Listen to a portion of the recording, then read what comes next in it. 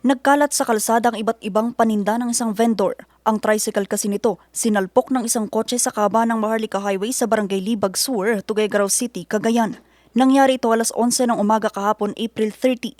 Ang driver ng kotse kinilala bilang isang 36 anyos na babaeng pulis. Sa investigasyon ng PNP, nakaidlip daw ang pulis habang nagmamaneho kaya napunta ito sa gilid ng kalsada at nabangga ang nakaparadang tricycle. Sa lakas ng impact, nadamay pa ang isang motorsiklong nakaparada sa gilid ng kalsada.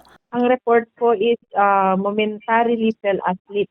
Kaya confirm po na nakatulog na or nakaidlip habang nagdadrive. Hindi kasi sinabi dito kung saan siya galing, ma'am. Basta ang sabi is pauwi siya ng San Pablo, Isabela at assign siya sa Kabagan Police Station. Wala namang nasugatan sa insidente. Posible namang maharap sa kasong reckless imprudence resulting to damage to property ang pulis, pero pinag-uusapan pa kung idadaan ito sa areglo.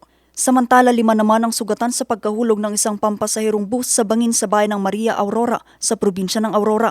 Nangyari ang insidente alas 10 ng umaga noong Miyerkules, April 29. Ayon sa MDRRMO, paakyat sa matarik na bahagi ng kalsada ang bus nang maganap ang insidente. Parang huminto, tapos ipinilit niya iakyat pa, parang ganon. Pero yun, umatras niya raw po sa sulta.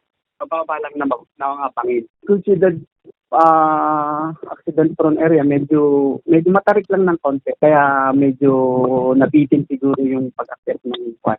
Sa inisyal na investigasyon ng mga otoridad, galing ang bus sa Baler, Aurora at patungo ito ng Cabanatuan City. Lulan nito ang 41 pasahero kasama ng driver at konduktor. Agad namang naitakbo sa pagamutan ng 5 sugatang pasahero habang ligtas ang 36 na iba pa. Vanessa Bugtong, RNG News.